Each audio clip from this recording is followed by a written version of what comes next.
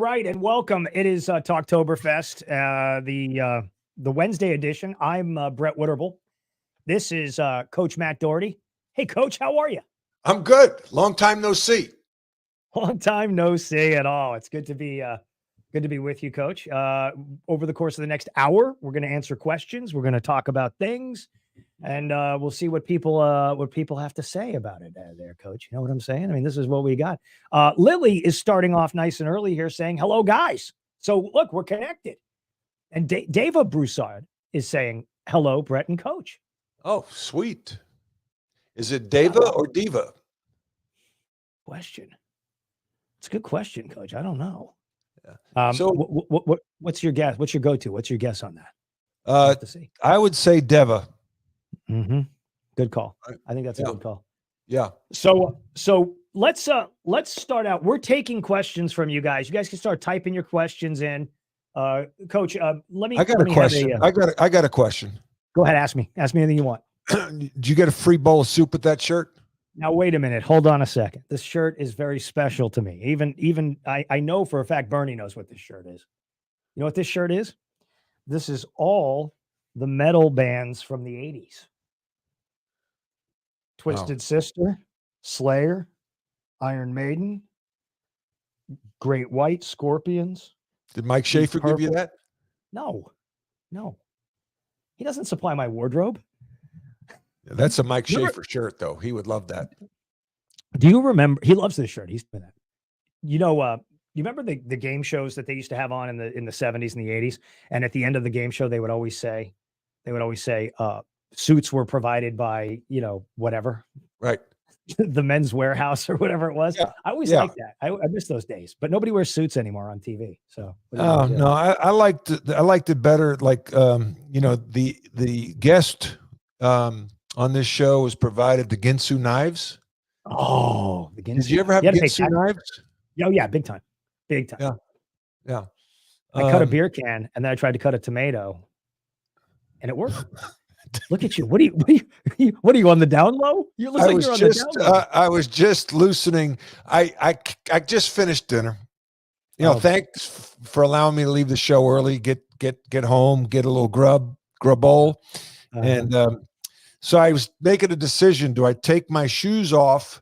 Because no one's going to see me from the bottom down, right? So I'm thinking, do I take my pants off, put sweats on, and take my shoes off? So I was in the process of doing that. And all of a sudden I get a text from Bernie, hey, you having a problem getting on? So basically he was telling me to hurry it up. So I just decided to, go up to the upstairs office, put my khakis on, kept my khakis on, and my Pumas are unlaced. So I kind of just tripped over a lace. Be careful with that. Be careful with that. We have a bunch of really awesome people. And by the way, thank you so much to Dry Otter Waterproofing for sponsoring this. Is this your maiden outing? This is your first outing, isn't it, Coach? As a Talktoberist? Yes. You can tell by the lighting that I'm doing in the home.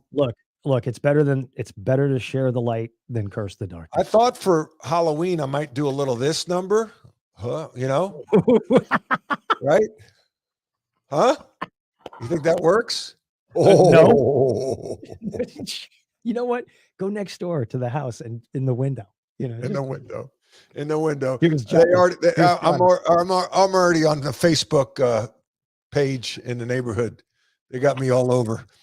Posted telephone poles, post office, the whole deal. What's going on with you? Are you a wanted man? I've got to keep a low profile. All right, well, keep a low profile. Okay, so we got Tracy Sproul Love says, "Hey guys, glad to see you both."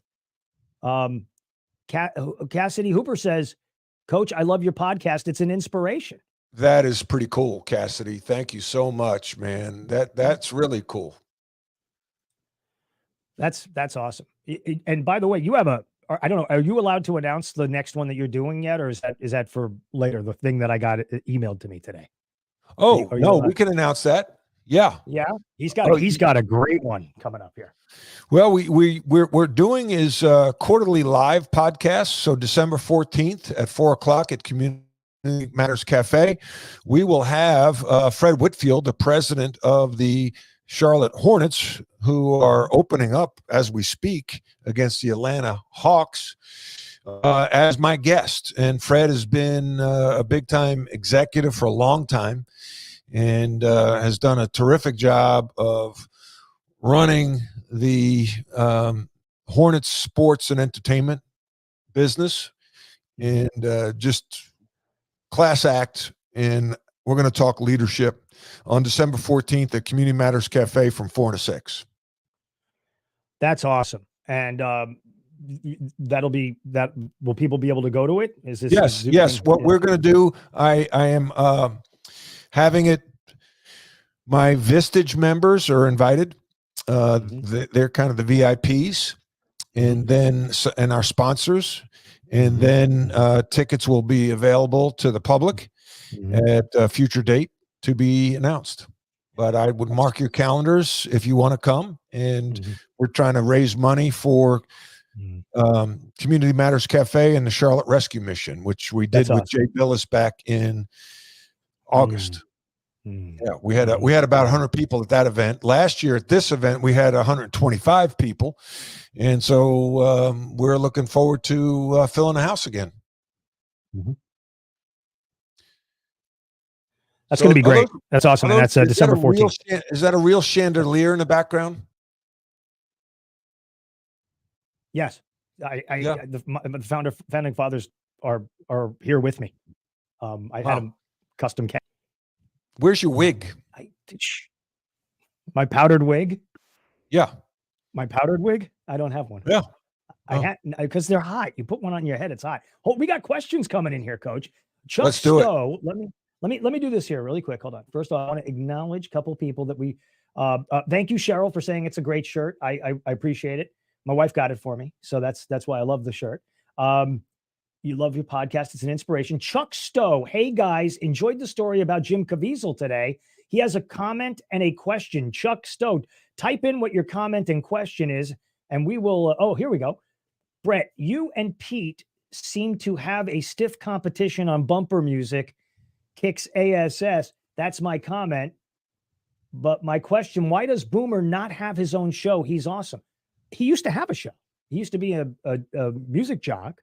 But he doesn't have a show. That's a good question. He'd be good with college football, Coach. He'd be dynamite with that. I don't know why Boomer doesn't have a show. I'll ask him and I'll report back. That's what I can tell you. It's not for lack of wanting to put people on the station. I don't think. I think that's one of the things.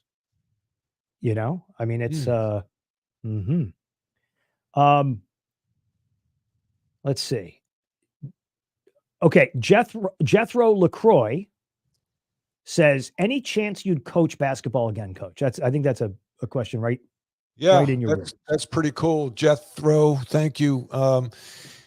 I always have the itch to coach. I love basketball. I coached the Lake Norman High School varsity basketball team this fall in their fall league. It was three straight weekends, 2 games a day on Sundays, and I enjoyed the heck out of it. I love the game. So I used to say no, but if I was given an opportunity, whether it be a volunteer position, or bigger, it'd be hard to say no, because I do love the game of basketball. I love talking basketball. And, Brett, we had that conversation with Jim Caviezel Saturday night before he spoke at the Miravia a fundraiser, just the passion he had for the game, and that's kind of the passion I have for the game. And I love it. It's just, it's a hard profession. And as I got older and, I didn't want to go all around the country to find a job. And then, in 2-3 years you get fired. So that's a long answer to say, I would never say no, Jethro. And that is the coolest name. One of the coolest names I've heard. That's awesome. I want to ask you a follow-up about coaching. I'm not trying to put you in a box, but I am curious about this.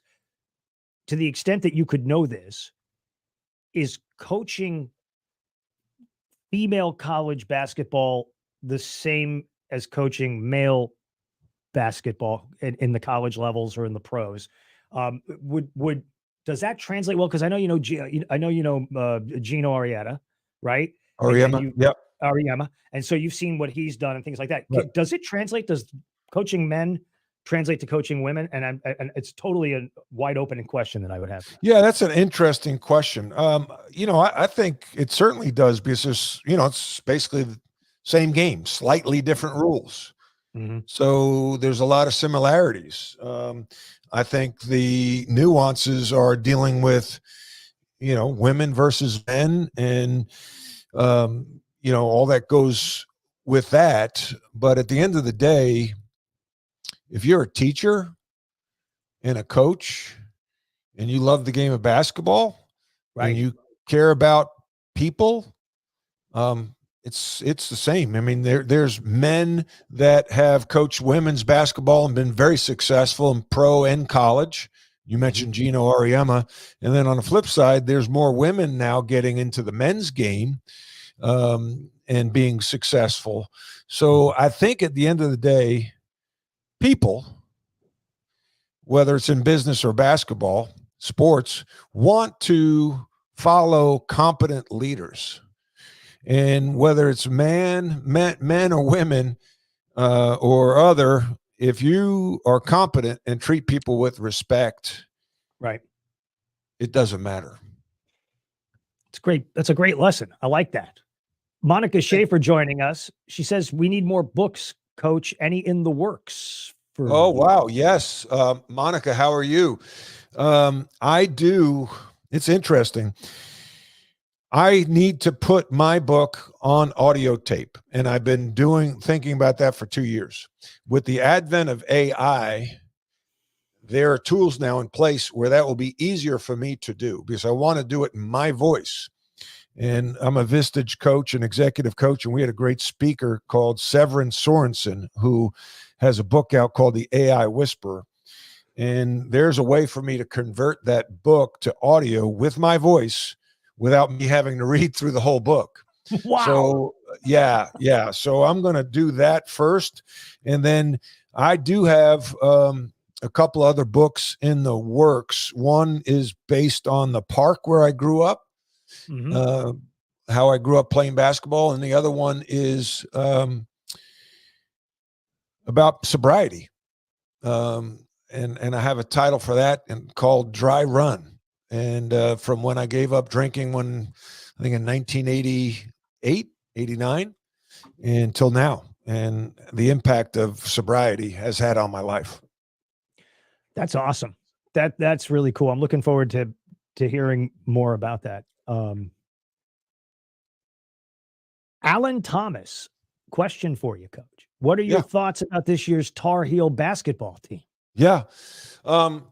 Alan, thank you for the question. I heard Coach Hubert Davis on the radio today. The big thing for him was chemistry. And I thought, first of all, he made a good comment as to why they turned down an NIT bid last year. And he basically said he wanted to get to this season as soon as possible. And I think that made sense, because the chemistry was not great last year. And there's a big emphasis on chemistry right now. I think when you're talking about having Armando Bacot back, and you're talking about having RJ Davis, two of the better players in the ACC, and Armando's got to be like 24 years old. It's his 6th year in college.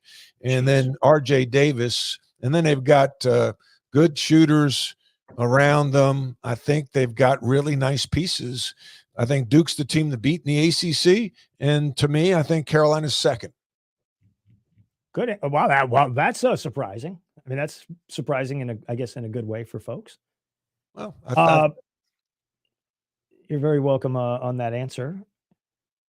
Rebecca Ann Huey wants to know, she asked the group last time around to the other group, have you had any embarrassing moments or mistakes on air? Have I? Yeah. Yeah. They're asking you, right? So. Well, look, you've called ball games. You've You've been a broadcaster. I mean, we both have you had any let's see, I'm trying to think if I have. Yeah, I mean, there are things that you say, and when you say them and they leave your mouth, you go, why did I say this? I'm trying to think of somebody who, okay, Ted Nugent. I interviewed Ted Nugent, and this actually became kind of a national story. I interviewed Ted Nugent. The insurance salesman? Ted Nugent, the insurance salesman. No. Isn't that a line from Fletch? Yes. Yes, it is. That's right. So Ted Nugent comes on my show, and I go, hey, Ted, how was your weekend? And he says to me, we just shot a bunch of wild pigs in Central Texas. I used a machine gun from a helicopter. He said this. And I'm thinking he's kidding. Like, I'm thinking he's joking. Yeah. And I go, really? What are you doing with all the pig meat? And he says, we're giving it to the homeless people. And I realized at that point he's being serious. He's like, we go on these hog slaughters, and then we go out there and we prep them up, and we do this, and then we give them to the food pantries around the state of Texas. And it ended up getting picked up. And the thing I didn't like about it was, in some of the press, it looked like I was rooting them on for machine gun and pigs. Right. And I was like, you know what? You just got to take Uncle Ted literally when he tells you what he just told you. Yeah. You got to believe what he's saying there, Coach. Yeah. That if that's the worst thing you've done, I think you're holding back. I think there's got to be something that you've said or done on the radio that was embarrassing. Come on. Okay. It wasn't radio, but I'll tell you something that was extremely embarrassing. I used to be on Newsmax. I would do Newsmax in the morning in San Diego. I'd throw my whole family out of the house because we were in a small apartment by the beach. And so I'd make them all get out of the house at 7:00 in the morning, because we would go live at 8:00. And I'm doing a show for Newsmax live network. I mean, the whole thing. And I'm doing the show.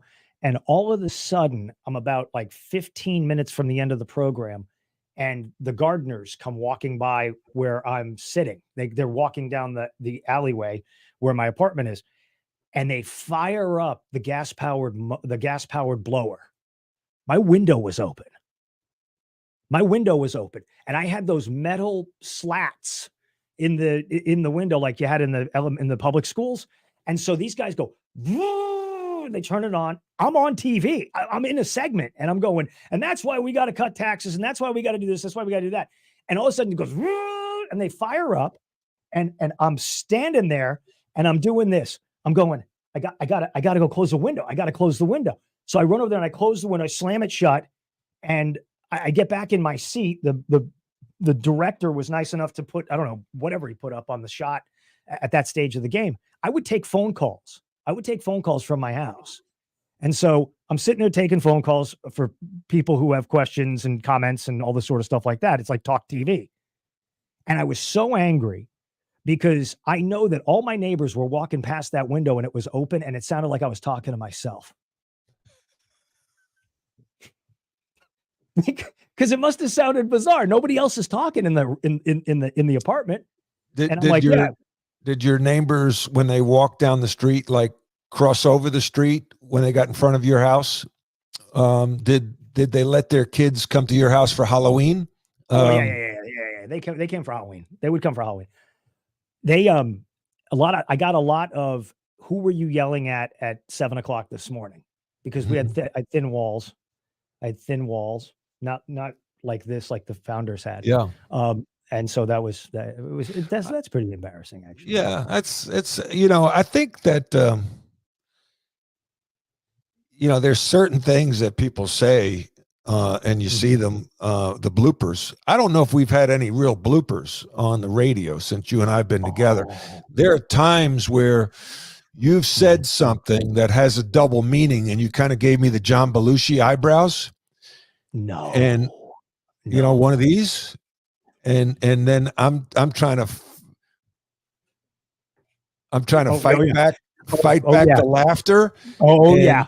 Oh, yeah. and just spitting all over the microphone, and all of a sudden Mm. there's silence. Yeah, yes, that because we'll use words that can mean different things or euphemisms. That we use euphemisms. Oh boy, Coach, you see what I see? I You don't see what see I it see? because I don't see what you see. Okay, Is it coming from the Coach, West Coast? Coach, I gotta come. Yeah, well, we're gonna get to that in a second. But guess who just showed up? Jenny Funk's in the house. Says, was it maybe embarrassing when you were on the show with an IU and UK fan? Oh, wow.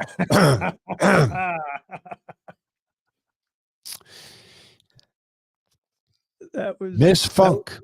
Yes, Jenny Funk in the house. It wasn't so much. It was embarrassing. It was flat out embarrassing on a show that I'm a guest on a regular basis for UK and IU alums to come in and proudly display their garb, put out their back, their chest, and kind of stick their fingers in my eyes. I didn't appreciate that very much. Do you remember who won that game that she was referencing? Oh, really, Brett? Oh, really? No, I don't remember. Really? I got so much in my mind. You're like Switzerland. You're going from one side to the other. Indiana is the only school in my college career that I have a losing record to. We were 1-2.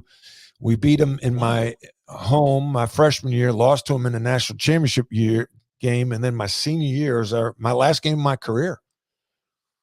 Yeah, and they weren't very good that year. They weren't very good. So I really appreciate you bringing that up. Yeah, thank you. I'm sorry. I'm sorry I brought that up. I mean, I'm sacrificing time with my family to be on the show with you, and now you're going to poke fun and bring up some of the worst memories of my life. No. Hold on a minute. I'll take a wind sprint. I'll take a lap. Do I amuse you? Is this amusing? You're very funny. Yes, I like you. To make you laugh. You want to be on the radio with me? Okay, Catherine Spiro with a question. It kind of applies to both of us. Brett, what's the story with Jim from San Diego? Did he truly follow you from there? He's an interesting person. Have you met him? Yes, I have met him. He's in San Diego. He's still in San Diego. He listened to me pretty much every day in San Diego when I was on KFMB then. That station's no longer in existence.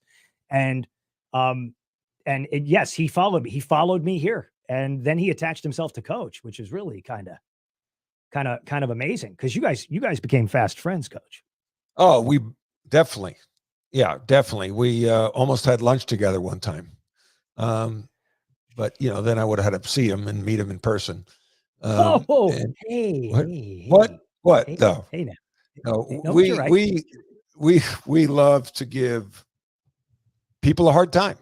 And Jim is a loyal listener on WBT and very insightful. Jim's a smart guy. He's got great information, especially when it comes to military history. Yes. And he is probably the most prolific killer of shows in all of radio. Oh yeah, leading. He's up there. He's Hall of Fame show killer. Hall of Fame show killer. Yes. Chuck Stowe says it's like we're in a parallel universe. Bank records, shell companies, supposed evidence, but nothing ever happens to the left. Tell me why this is very frustrated. Well, it's extremely frustrating, and it's probably been the most frustrating thing I've experienced ever since I've been on the radio with you for about the last 4 years. That's right. Because I'm a believer in right and wrong, black and white. And when you have people that lie, cheat, steal, fabricate the truth, especially in the media, where you feel like you're supposed to get the truth, like report the facts. Don't manipulate for someone's selfish motives. And but unfortunately, that's reality. And that's why we have to work very hard at delivering good, honest news and educating while entertaining the audience. and challenge people to ask why. Always ask why. Always try to dig deeper, and don't take things for face value. Even when we're talking, fact check, do what you need to do. And if we're wrong, tell us, and because I want to deliver the truth. It's good. It's a huge point. I mean, because we live and die with our credibility. I mean, we do live and die with our credibility here. A lot of folks jumping in here now. A lot of people jumping in here. Let's see, do we ever have dead air? I don't think we've ever had dead air. We always just talk, right? I mean, even if dead air is dead, we're still talking. No, that sounds like a rock band. Is that on your shirt, Dead Air? No, it's I got Night Ranger. Night Ranger, close. Night Ranger. No, it was California. Of course, they would come and get the free candy. Yes, of course. California. The California vibe is strong. Jim Funk. Oh, Jim Funk is now in the pile here, Coach. Oh, geez. Jim Funk. Don't cry, Coach. We got a rough crowd tonight there, Coach. We got a rough crowd. Don't cry.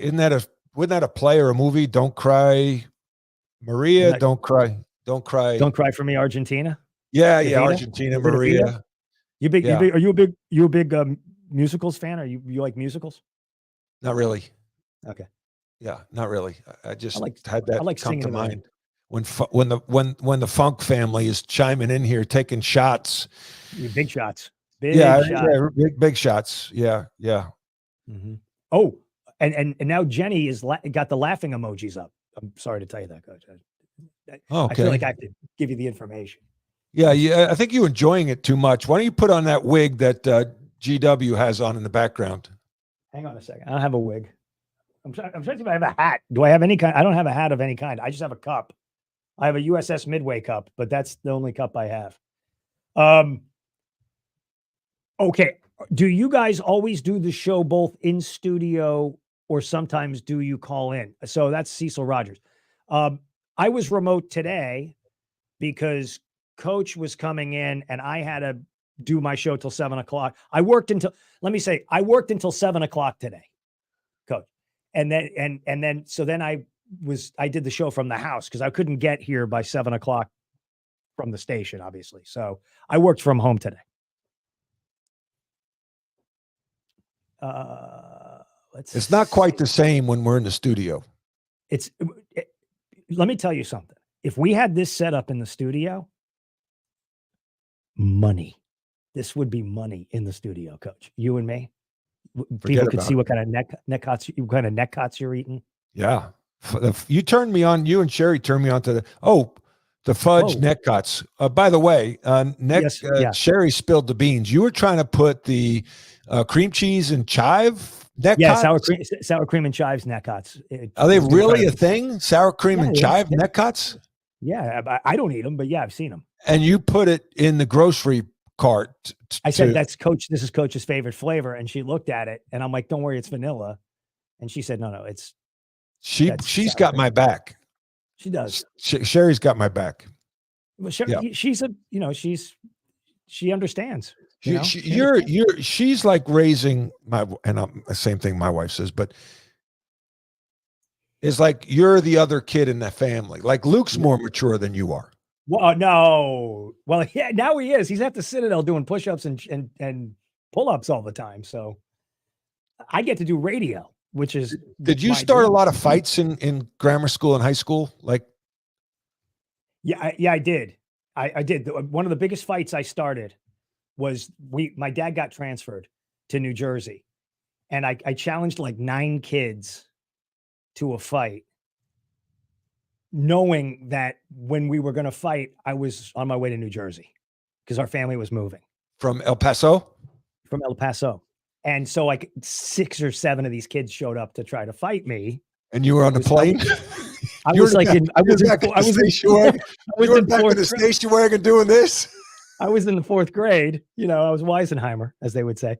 And so we left. We left the next morning. I challenged them to a fight that next day. And we went to Jersey and we were there for 6 months. And we went back to El Paso and I went back to the school and I pretended like I didn't know any of these kids when they were talking to me. Like I wasn't going to own that I bailed on the fight. And so the one kid comes up to me, he's like, you were supposed to fight me. And I said, I don't know who you are. And he said, dude, we play soccer together. All right. Troublemaker, a little bit of troublemaking, a little trouble. You were a big time troublemaker. You were a big time troublemaker. Tell the audience some of the troublemaking. I don't remember that. You don't remember? Yeah. I don't remember that. Can we talk politics? We could talk whatever we want on this show. We can. So what do you think about the judge fining Trump $10,000 because he was running his mouth? This judge, let me tell you about this judge. This Judge Erdogan, whatever his name is, Erdogan. Yeah, whatever. Enron, Judge Enron. This guy, did you see when he first got assigned the case? He's sitting there and the camera comes up on him, and he goes like this. He goes. He's got a creepy smile. Are you kidding me? He's the guy that you tell your kid don't go near him in the park. That's right. And you know what he was before he was a judge? He was a taxi driver. Now, I'm just going to say, I got a feeling there's no locks in the back seat of that taxi that he's driving. You're going wherever he's going. And, you better figure out how to climb through the partition to get out of that car, because that guy. And so they fined him $10,000, and Trump wasn't even yelling about his clerk. And he just said, you were yelling about my clerk, which is why he got the gag order, and then why he got the $10,000 fine. And Trump's coming out and he's going, what are you, like, you're just jacking me up for not, I didn't talk about your clerk. I was talking about Michael Cohen. What about Trump taking credit for getting Michael Johnson voted in as the Speaker of the House? Well, he endorsed him, but I don't think he didn't make him or break him. I guess he could have broke him, right? He could have gotten the 5 people to peel off. But the reality is, this whole predicament was created because the Democrats all voted with the renegade Republicans. So it's really this whole shutdown is the fault of the Democrats who crossed the party lines to do this. And that's the problem. Dan Mullis says, I found Rush's show about 3 years before he died. Any cool stories I could share about him that we don't know about when you board up for him? Rush was like this incredibly generous. He would give money. He would give money to charity in massive amounts. And when he was doing the Hodgkin's lymphoma campaigns, he was just a local host, and then he became a syndicated host at WABC. Was syndicated nationwide with the EIB network, and they were doing a local fundraiser for Hodgkin's lymphoma, and he went into the program director Phil Boyce's office and said, "Can I be part of this fundraiser? Like, I know I'm syndicated, I'm national, but can I also put the phone number out and raise money for the effort?" And he ended up like, it was, 600 radio stations. So he puts all this out, and he raised a ton of money for them every year. And he was just such an incredibly generous person. I miss him. Every day. He was a great inspiration for me. And the hardest thing I ever had to do was to tell him I was leaving the show. And that was a challenge. And he asked me why. And I said, because I want to go get my own show. And he said, well, I did it, so you should go try it too. So that was pretty cool stuff. That was pretty cool you worked with the best in the business. I mean, the best. He was the thing I always tell people, maybe folks don't realize this, but so he was deaf, and he had a cochlear implant, and he would have to plug into the board. So he would plug his cochlear implant into the board feed to hear stuff. But he had a difficulty in hearing voices that were too high and voices that were too low. So you had to kind of be in that sweet spot range. He could hear music that he had heard before. His brain could decode it, but he couldn't hear music that was new. And Rush loved music. Like he loved music to an unbelievable degree. And so that's why people would always say, well, how come all of his bumps are from the 90s? There's nothing from the 90s. And I mean, it's all from the 90s. There's nothing new. And it's because he couldn't hear new music. He could not hear new music coming in. So he actually did talk radio and broadcast longer deaf than he did when he could hear. James Golden, Bo Snerdley told me, he said he was deaf longer in his career than he could hear. And that blew my mind. I was like, wow, that's unbelievable. Wow. Yeah. Wow. What do you know, it's interesting. You work for him. Now you got to go out on your own, and you want to take certain things from him, but yet create your own identity. You don't want to be, Rush Limbaugh, like, but you don't want to deny that either, because there's so many great things. So how did you determine what you were going to try to use from Rush, and then what you were going to do that was Brett Winterble? Okay, so what I learned from Rush was his show prepping was unbelievable. It was absolutely incredible and unbelievable. So I understood the work ethic that was involved. When I first started doing radio, I was doing podcasts in 2007, terrorism podcasts. That's how I know Bill Raggio and a lot of these guys. I was doing podcasts.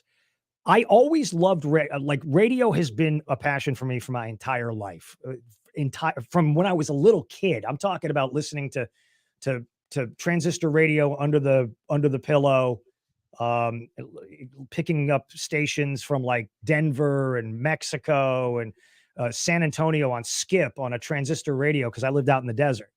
And I loved radio. Radio to me was like just the coolest thing, because you were telling stories and you were interviewing people, and I was a news junkie from a kid and all that sort of stuff. And so, and much in the same way, like you love basketball, like you love to play the game. You wanted to do it. And what I loved best, I love the pacing on sports radio. Like if the FAN or the stations, so, or 10-10 wins, right? So it's all like 10-10 wins, man. I grew up with 10-10 wins. Yeah, Boulevard watch time, and so 10 wins. So I like fast-paced stuff. My show tends to move pretty quickly. I take pride in that. I never wanted to be one of these people that's like meandering and dragging and doing. But the thing I watched Rush do that was genius was you make absurd comments. You're being absurd. You're pointing out the absurd. You're doing all that stuff, and that people want to laugh. People don't want to be browbeaten. And so when you and I are doing a show, like I'll be like, hey, did you see what happened? And you'll be like, yeah, did you see what happened? Yeah, I saw what happened. That happened. This guy. What about that guy? What about? And it's improv. We're improving. We're doing all this stuff because everybody knows a lot of the news. So what are you going to do to make it funny? Yeah, everybody knows the scores, right? So like when you watch sports, you watch ESPN, you watch Scott, you watch Skip, you watch all these guys. They got to have their own style, and that's the thing that I always kind of fell into. I love talk radio is awesome because I love talking to people. I like coming home at night and hanging out with my cats. I mean, it's just all great. What were you with Rush when he decided to go to Monday Night Football? Yes. Why did he make that decision? Well, I mean, I was with Rush from 1995 until 2006. So I was with him on 9/11. I was with him on a lot of stuff. He was a diehard football fan. He loved football and he wanted to be involved in that. And so, you ran into something where you had Donovan McNabb and then Monday Night Football and all that stuff that was going on. Rush could do the most incredible Howard Cosell voice like I've ever heard in my life before he had gone deaf. And there's a story from the building that we were in. Mike Maimone was there when it happened. Mike Maimone was Maimone, who was Rush's board op. And Howard Cosell used to do his sports spectacular show at ABC. And Maimone is getting on the elevator. He's working at ABC, and Maimone is getting on the elevator, and Howard Cosell is standing in the elevator with a lit cigar in his mouth. And they're going down to the first floor of the building, and the door stops at like floor 5, fourth floor. And the door opens, and a lady comes walking in, and she looks at Howard Cosell, and she says, "You know, you're not allowed to smoke cigars in the elevator." And to the way Maimone told it, he's got the cigar in his teeth, and he takes 2 big drags and blows them out of his mouth and says through the cigar, "Madam, rules are for ordinary people."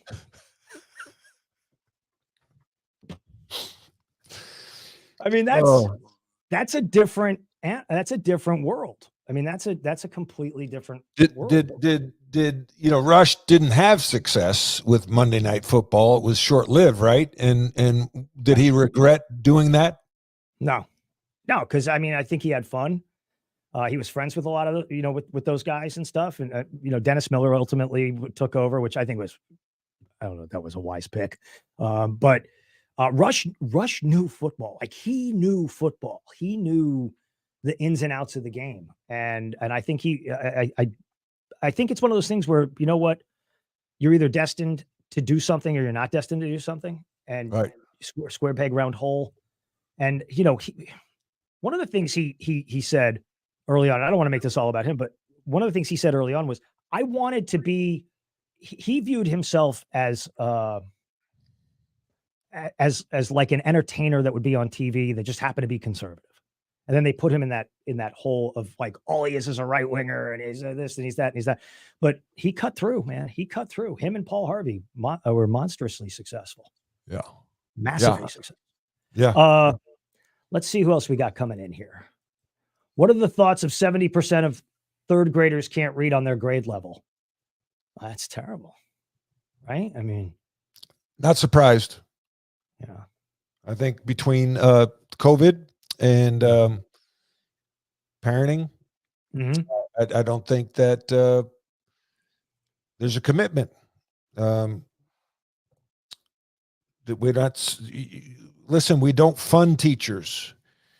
I was having this conversation with an educator the other night, and your wife's a teacher, so you should go first on this. You know this topic better than I do. But there's not a commitment to education in this country as a country. So we don't support teachers. We pay them poorly. So the best and brightest minds, with exceptions, don't want to be teachers. And so the people that go into education now are raising kids because they're not being raised by their parents. And then the parents complain when things go wrong to the administration, and the administration doesn't support the teachers. So, and then on top of that, we have COVID, where kids are not in class for 2 years. I'm not surprised by that number. Are you, Brett? No, I'm not surprised by it. And people, look, you have indoctrination happening. You've got people somebody once said to me, somebody really smart once said to me, in our society, children are like furniture. They just move them around. You just put them over here, you put them over there, you do this, you do that. Did you ever have a recruit? And obviously I don't want to name, but did you ever have a recruit that came in that you looked at and said, okay, you've got unbelievable power, but I'm not going to be able to get you into or through school? Yeah. And sometimes you just didn't recruit them. And then some you brought before a committee that, and then some got accepted and because as you know, basketball, football, you get exceptions. And then I wondered one time if I'm putting this person in position to be successful, or will they fail?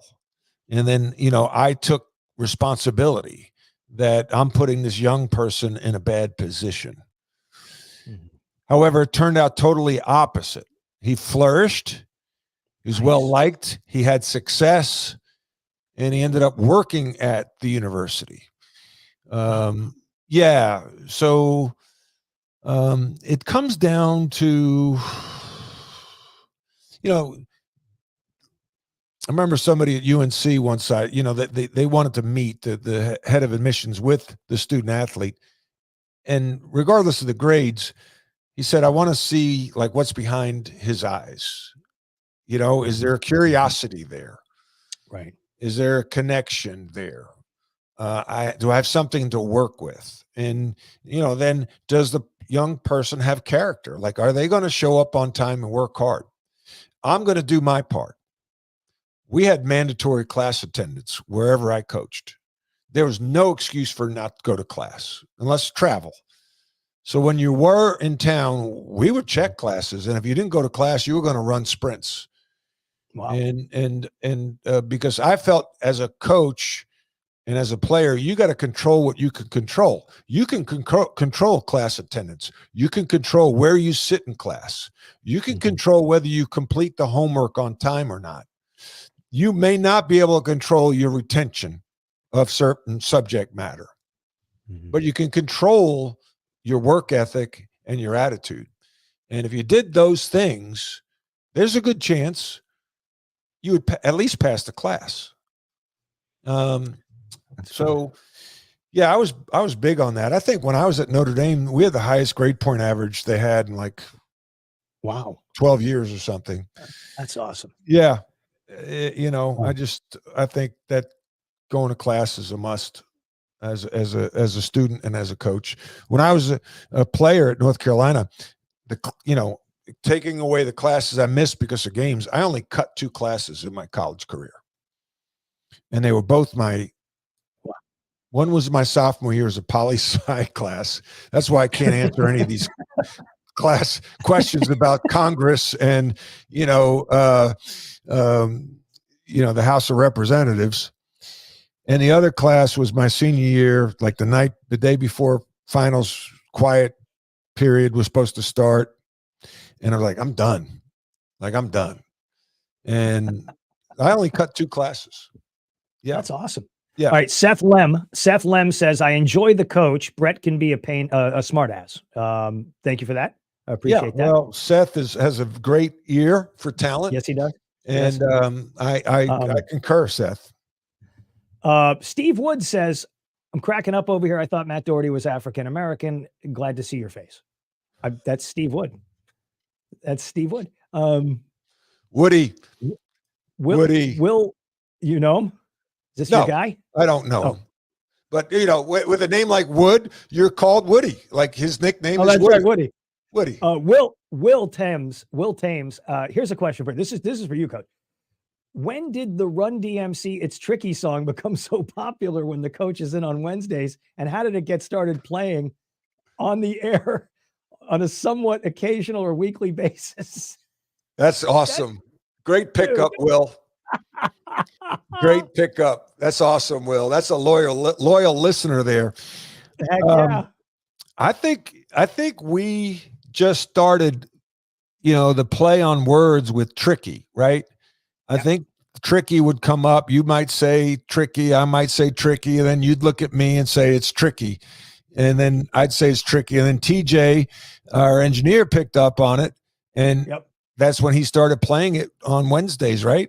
Am I missing something? No, that's it. We did that. At one point we played Mary, Mary, Why You Buggin'? Remember we had that one for a minute. People always misunderstand the tricky lyric, right? It's tricky to rock a rhyme that's right on time. It's tricky. Yeah. And then we go, it's tricky. It's tricky. It's tricky. It's just a play. It's like, that's the entertainment that we had.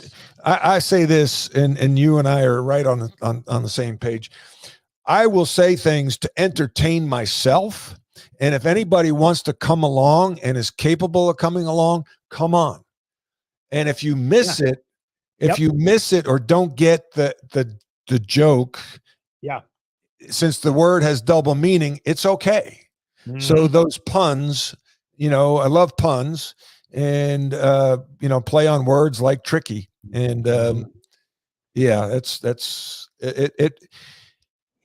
My mother would say it's good to laugh. And I think that one thing I enjoy about being with you, Brett, is you and I like to laugh. Oh my gosh, big time we like to laugh. That's what makes this whole journey so fun. I mean, at all times, at all times in all places. Hold on one second. I gotta fix something here. Hold on one second. Whoa, hey. Hey now. Hey. What? Okay, good. No, oh man. Hold on a second. I got a problem. Give me 1 second here. You still there?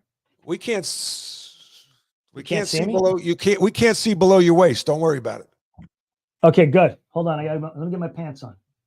All right, here we go. All right, good. I was running out of juice. And that's why I had to fix my pants. No, I had to put the charger in. I had to charge it. Let's see. Okay, so we got whatever you're into. All right. Yeah, whatever you're into. It's all good. Okay. I lost my place for a quick second here. Okay. I got a great shirt. Thank you for that. You actually right. They think the school should raise the kids. Yep. Let's see what else we got coming in here. Hey, coach, always love your insight. As a coach myself, travel softball, what are some keys to being a great coach, especially at the high school level, coach? Wow, Steve, great question. Travel softball is very competitive. I think you got to set boundaries with the parents, set expectations, and whatever you're willing to accept. Like if I was a high school coach, would I allow parents to call me? Would I allow parents to talk? If they were to call me, would they be allowed to talk about anything, or would I limit it to their health and wellness of their young person and their academics? And if it was about playing time, they try to broach that topic, I might just say, you need to talk to your child and have the child talk to me, because I won't talk to parents about playing time, because then if word gets out that I'm talking to you about playing time, then all these other parents are going to start talking to me about playing time. And the playing time is decided by the players, not by me. It's what they do in practice and in the games. And you have rose-colored glasses on. That's normal. I'm a parent too. I get it. But I want to win. And so I'm going to put the players in the position for the team to be successful. And you may think that we're not giving the right opportunity to your son or daughter. That's okay. And that's something we can discuss after the season. But I'm not going to discuss that during the season. That's really good. That's amazing advice. And that's great perspective as well. Yeah. You got to set boundaries. Yeah. I see it a lot at home. I mean, enough said. Cheryl Parrish Spencer says, great show, Brett. Thank you. You're the best. So knowledgeable, coach. Quick with comebacks and always gentlemanly with some callers as needed. Great knowledge. I try to catch the full show daily. You and coach have the best rapport on the Wednesday afternoon show. Coach followed your playing time at Carolina. Your coaching assignments, Rebound is great book. Lots of lessons, of life lessons and life as an athlete. Glad to hear you're working on more. I've heard nice compliments about your recent time at LKM. Oh, Cheryl, that's awesome. I mean, thank you so much. That's great. I mean, what can you say to that? But a big thank you. That's really nice. Drew Poe, thank you. You're very kind with your compliment there. I really appreciate that. I don't know what's going on with the YouTube stream. Cassidy Hooper says she can't see us. Can you guys? I'm hoping people can see us. I'm assuming they can see us. Wesley Deese, two of my favorite Hornets Nest supporters. Hi guys, Ken May saying hi. Ken. That's good stuff. Ken. So I know we don't have like a lot of time left, but we'll take as many questions as we can. I just peeked at my watch. I Yeah. can't believe it's almost Yep. 8:00. How about that, man? You know what? This is like, this is really, oh, you look like a handsomer Ted Danson. Oh, hey. Hey Now. now. Hey now. Hey. You got some consumer cellular? All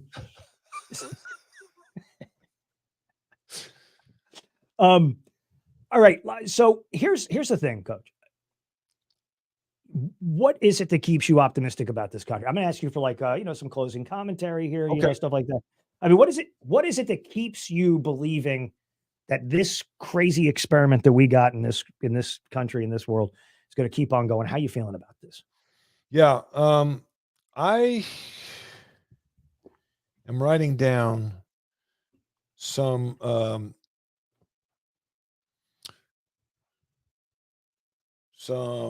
names. Okay. I'm writing down Sean Doherty, Luke Winterble, Brody Karras. I'm getting goosebumps as I mention those names. My nephew is in the Army. He just graduated from Washington Lee. He is, I think, going to Ranger School in Colorado. Luke is at the Citadel. Brody Karras is my godson.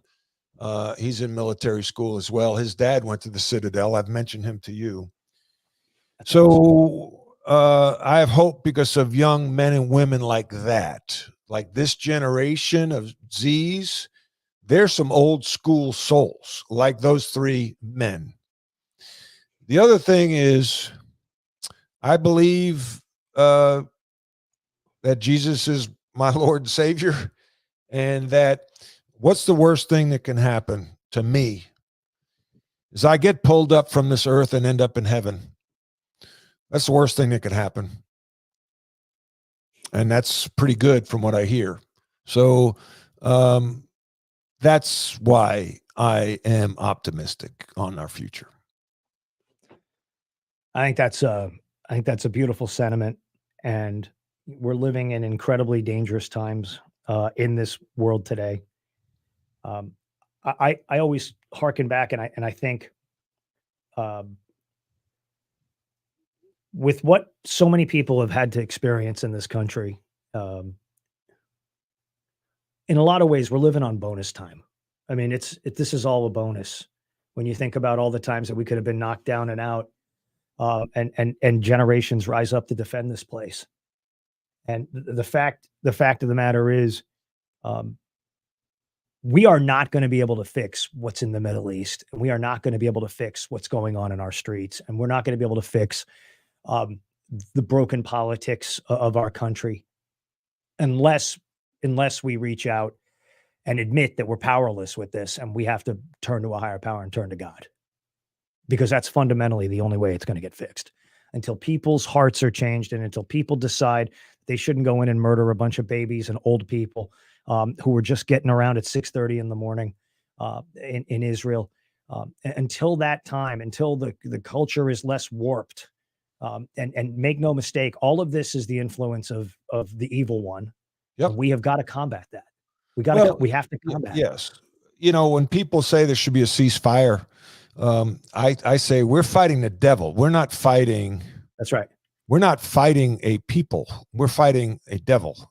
And Jesus fought the devil. God fights the devil. That's right. And that has to be done by any means necessary. That's right. And the greatest thing we can do, and I'm serious about this, if you don't like who's in charge, if you don't like what's going on, the most powerful thing that each of us can do individually, and if we did it as a group, is to pray for these people's souls to turn. And I'm talking about in politics. Yeah. If you don't like what the president's doing, pray for the president to turn away from what he's doing. And at some point, you'll run into one of these people that you prayed for, and you'll tell them you prayed for them, and you'll tell them you're a conservative, and they'll have a fit. And that's the single best thing that they can do. That's right. What's the old Irish line, right?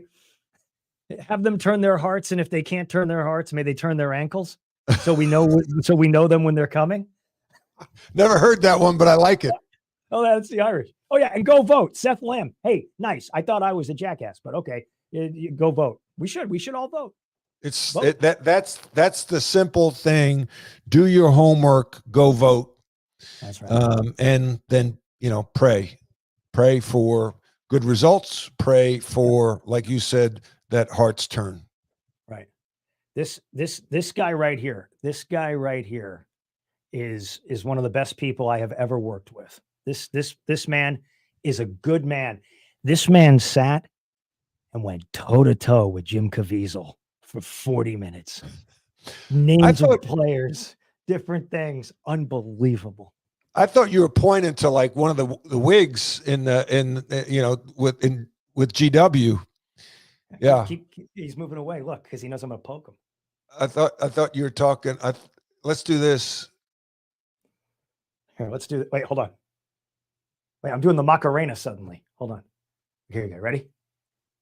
Okay, good. There we go. Give me 5.